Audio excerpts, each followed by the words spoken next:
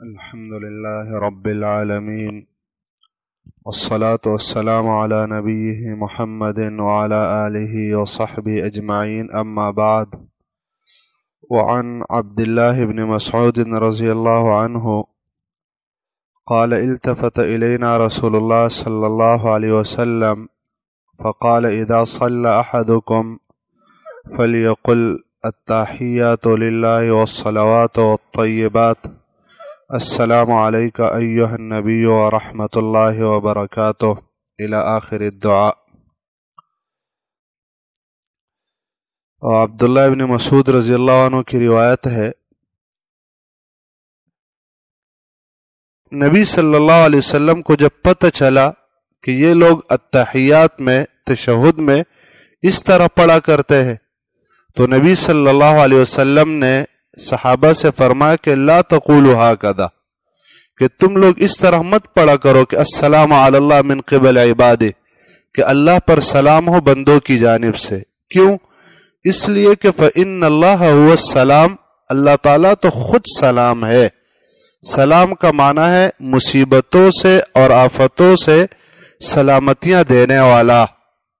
تو مصیبتوں سے اور آفتوں سے اس سے سلامتیاں دینے والا وہ تو اللہ تعالیٰ ہے، اور اللہ تعالیٰ پر تو کوئی مصیبت اور آفت آتی نہیں، تو ہم اللہ تعالیٰ کو کس طرح سلامتیاں دے، بلکہ اللہ سلامتی دینے والا ہے. لہذا اللہ پر سلام مت کرو.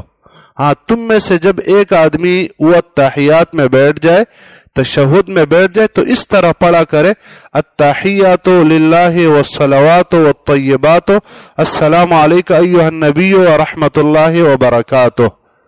یہ دعا پھر اللہ کے رسول صلی اللہ علیہ وسلم نے سکھلائی ہے. یہاں سے دو باتیں معلوم ہوتی ہیں اس حدیث سے. ایک یہ کہ یہ تشہد شروع میں فرض اور واجب نہیں تھا، اور اس کے بعد پھر اس کو فرض کر دیا گیا. اس وجہ سے اس حدیث پر امام نسائی رحمہ اللہ نے باب باندھا ہے، باب ایجاب التشہد، باب تشہد پڑھنا یہ واجب ہے اور فرض ہے.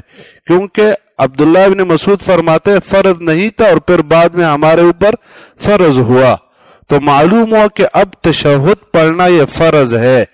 اور اسی عبداللہ ابن مسعود رضی اللہ عنہ کی ایک دوسری روایت ہے، یہ فرماتے کہ علمنی رسول اللہ صلی اللہ علیہ وسلم التشہد کما یعلمنی السورۃ من القرآن، کہ اللہ کے رسول صلی اللہ علیہ وسلم مجھے تشہد اس طرح سکھاتے تھے جس طرح کے قرآن کی ایک سورت سکھاتے تھے.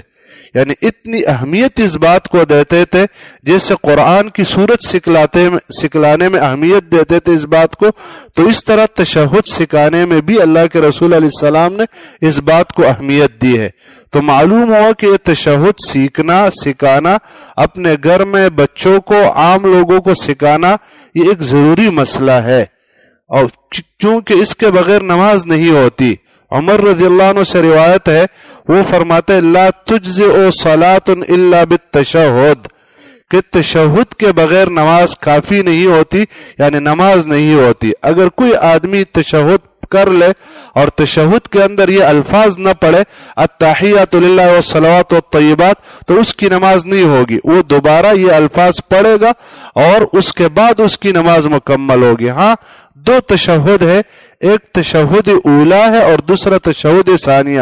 ایک پہلا تشہد ہے تو اس میں بھی یہ الفاظ پڑھنے ضروری ہے، لیکن اس میں یہ گنجائش ہے کہ اگر کوئی آدمی بھول جائے اور سیدھا کھڑا ہو جائے تو پھر اس کی جگہ پر سجدہ سہوا وہ کام کر لیتا ہے، تو وہ نسیان سے ساقط ہو جاتے.